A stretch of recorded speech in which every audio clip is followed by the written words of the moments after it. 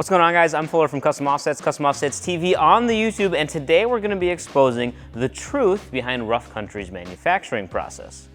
So for those of you who have followed Custom Offset's journey from the very beginning, you know that prior to COVID, I actually went to China. And I know, right now you're like, haha, see? I knew it was made in China. Or maybe you started to do the math and you thought, wait a minute, now Fuller went to China in late 2019, and if COVID started in 2020, did he bring back COVID? Well, I'm happy to tell you that both of those statements are actually wrong. Rough Country isn't made in China, and I didn't bring COVID back to America. At least I'm pretty sure on that one. So don't go spreading rumors, okay? Because the last time you guys were telling all these rumors and spreading some lies on the internet, some of you told people that I died.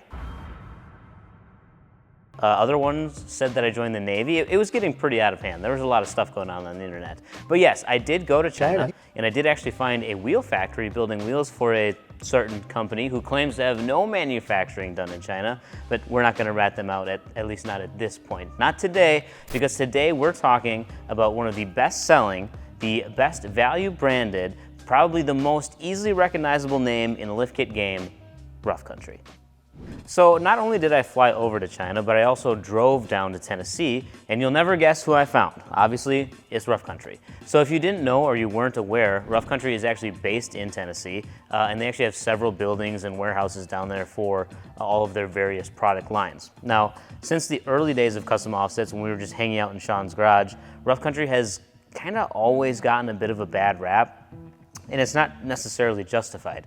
I think when we first started loading up suspension kits on CustomOffsets.com to sell you guys Rough Country, it was probably the first brand that we actually put on there. I'm sure I could go back and look and actually figure out if it really was, but I'm pretty confident in it. I just can't confirm it. Not that it's that important anyway. But what is important is why we did it. Again, for the folks that have followed this journey since day one, you know that we weren't always one of the biggest suspension dealers online. We were just doing the wheel and tire thing, but we knew that all you guys and all of our customers needed a place where you could get absolutely everything for your truck without going to 300 different websites. And as an added bonus, you can actually see these parts installed on trucks. So when we took a look through the gallery, Rough Country was obviously super popular. It was probably #1 on the list as far as popularity goes for lift kits, even though it seems like they get talked about more poorly than any other brand out there. And the #1 thing that we're always hearing people say is that it's a cheap Chinese brand. China. Now, of course, depending on the context, cheap could be a pro or a con, but in our opinion, Rough Country it's kind of the right kind of cheap, and I'll dive into that in just a second here. The huge thing we need to uncover is China. I go to China. So, when Brad and I went down to Tennessee to talk with Chad and Alan and the other guys down there, we kind of poked our head around in places where we weren't necessarily supposed to be poking our heads around, just because that's what we do, and we needed to really uncover the truth about Rough Country and what these folks are doing. So what we found when we went down there is a manufacturing facility with real American workers, an R&D department with a fabrication shop, and engineering offices, install bays, warehouses, and even bigger warehouses for future expansion, and piles and piles and piles of raw material that was being transformed into installable parts for your truck. And then those were brought through the in-house painting and powder coating shop. Now, I do have to say, and I say this because I always want to be transparent with you guys, is that yes, some bits and pieces do come from overseas, but China. A lot of the major components that build up your lift kit, like cross members and control arms and lots of the big stuff for these kits, is actually built right here in the United States. And trust me, they're not the only company that's buying bulk items from a third party that they're not manufacturing themselves. That's just part of the process in today's world.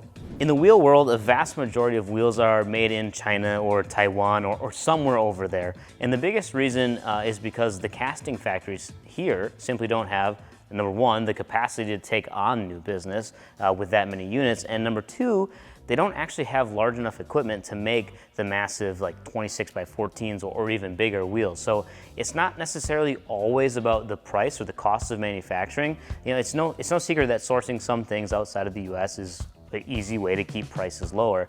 But when you talk about having the best bang for your buck or the best value lift kit, you're going to be talking about rough country. So if you need a 6-inch kit for your Chevy, it's $1,200 or less, actually, depending on what year you have. You know, a 3.5-inch kit for a Tundra, they got that too, $650. I mean, hell, you can get a full-blown coilover kit for as low as $2,600, which is really unheard of when you compare it to other brands on the market. Now, they've got 8-inch kits for Super Duties for $1,800 too. So no matter what you drive, rough country is almost guaranteed to make something for it. Leveling kits, 3-inch kits, 4-inch kits, 6, 7, 7.5 even. You know, they've got quite the range and options when you look at these kits, and the options just continue when you dive into their shocks. So many of the RC kits actually come with extended shocks specifically built and valved for their own vehicle-specific applications.